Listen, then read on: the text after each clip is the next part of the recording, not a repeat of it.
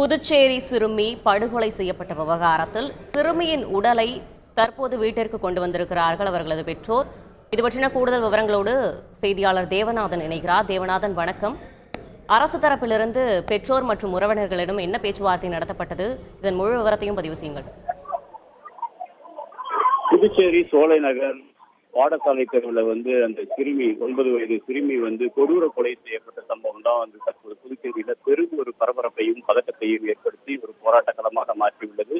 நேற்று பிற்பகல் துவங்கிய இந்த போராட்டமானது இதுவரை ஓயாத நிலையில இன்று காலை அந்த பெண்ணின் உடலை ஜிப்மர் மருத்துவமனையில் பிரேத பரிசோதனை செய்ய வேண்டும் என பெற்றோர்கள் கோரிக்கை முதலில் ஏற்கப்பட்டு அந்த பிரேதமானது ஜிப்மர் மருத்துவமனைக்கு கொண்டு செல்லப்பட்டது.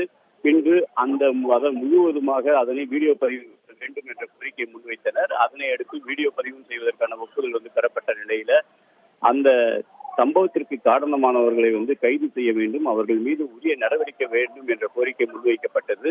மேலும் புதுச்சேரியில் கஞ்சா கலாச்சாரம் அதிக அளவில் இருப்பதால் அதையும் கட்டுப்படுத்துவதற்கான நடவடிக்கை எடுக்க வேண்டும் என்ற கோரிக்கை முன்வைக்கப்பட்ட நிலையில மாநில டிஜிபியுடன் புதுவை முதலமைச்சர் ஒரு ஆலோசனை நடத்தினார்.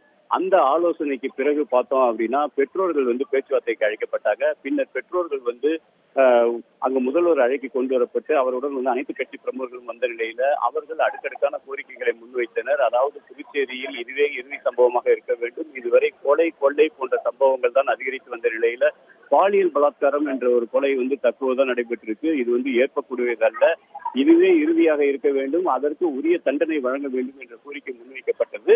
இந்த நிலையில தான் பார்த்தோம் அப்படின்னா புதுவை முதல்வர் அவர்களுடைய அனைத்து கோரிக்கைகளையும் கேட்ட பிறகு அவர் கண்டிப்பாக அந்த காவல் நிலையத்தில் இது போன்ற தவறு நடந்திருந்தால், நடவடிக்கை எடுக்க தாமதப்பட்டிருந்தால் காவல் நிலையத்தில் உள்ளவர்கள் மீது கண்டிப்பாக நடவடிக்கை எடுக்கப்படும், இறந்த சிறுமிக்கு 20 இழப்பீடு வழங்கப்படும் என்ற ஒரு அறிவிப்பையும் வெளியிட்டார்.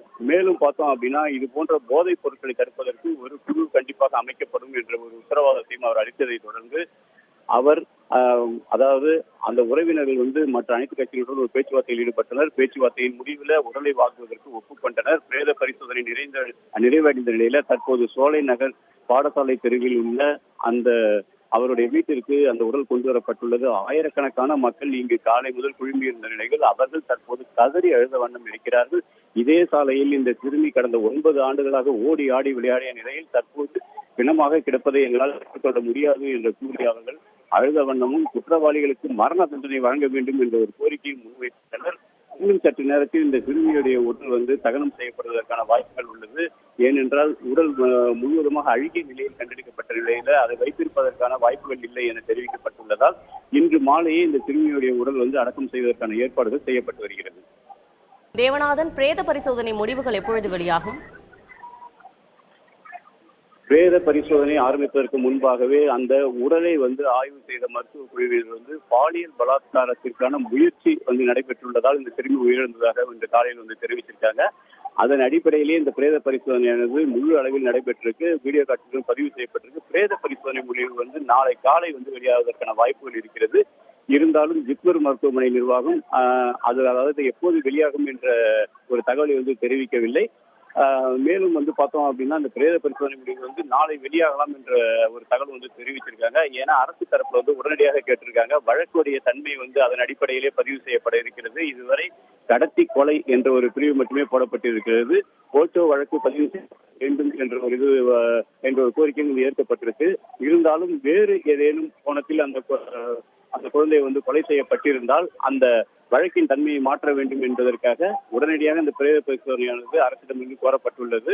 அதன் காரணமாக நாளை வழங்கப்படுவதற்கான வாய்ப்புகள் இருப்பதாகவும் புதுச்சேரி ஜிப்மர் மருத்துவமனை நிர்வாகம் சார்பில் தெரிவிக்கப்பட்டிருக்கு. விரிவான விவரங்களுக்கு நன்றி தேவநாதன். செய்திகளை உடனுக்குடன் தெரிந்து கொள்ள உடனே சப்ஸ்கிரைப் பண்ணுங்க.